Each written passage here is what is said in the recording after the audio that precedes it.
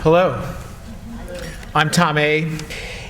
As Patty already mentioned to you, ecoequity is part of an international coalition where we're working very closely with the Stockholm Environment Institute, with Christian Aid, with Oxfam, with the Heinrich Böll Foundation in Germany to develop a fair global climate accord that is capable of supporting an emergency mobilization in the face of climate emergency. Climate emergency is what we are about. And so the first thing I want to say is that I'm not going to say much about the climate emergency, though this is indeed the right word. And so the introductory comment I want to make is that I use the word with trepidation because I have noticed that as the science marches on, most of my friends even aren't keeping up, as if they couldn't handle it anymore, right? And I think that it's worth stating the bald truth of the situation is that people really don't think we're going to be able to get our arms around this problem. So that's what we're about. What would you actually have to do if you were serious? If you wanted to rise to the occasion? And so I'm going to show you basically one slide, though there's a second slide that's snuck in. But the first point I want to make before showing you this slide is that it is still physically possible to stabilize the climate system. I want to emphasize this point.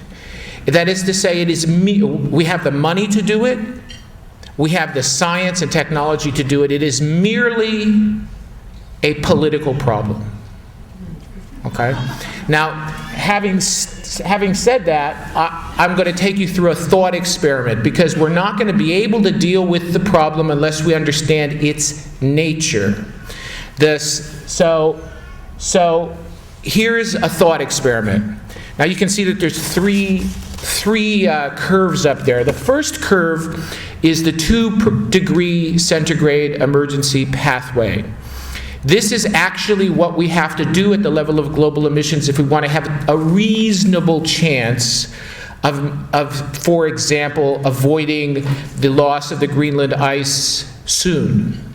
I'm not going to say much about it except to say that it correlates to 80% reductions, physical reductions, globally by 2050. And that would leave us with still a 20 to 35% chance of overshooting 2 degrees centigrade.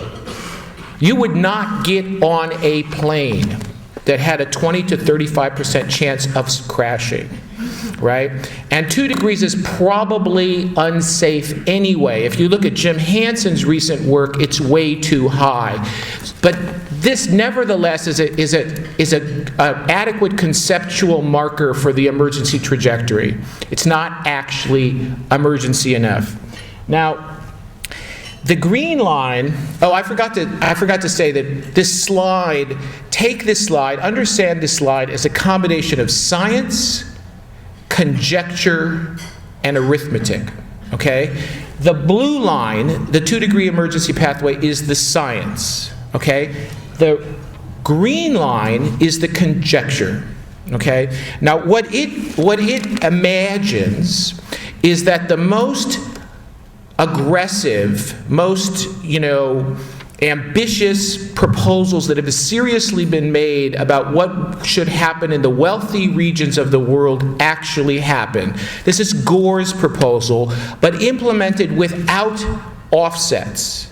It could potentially be implemented with cap and trade, but it would have to those transactions would have to devolve to real reductions, not fake reductions of the type that Patty was talking about.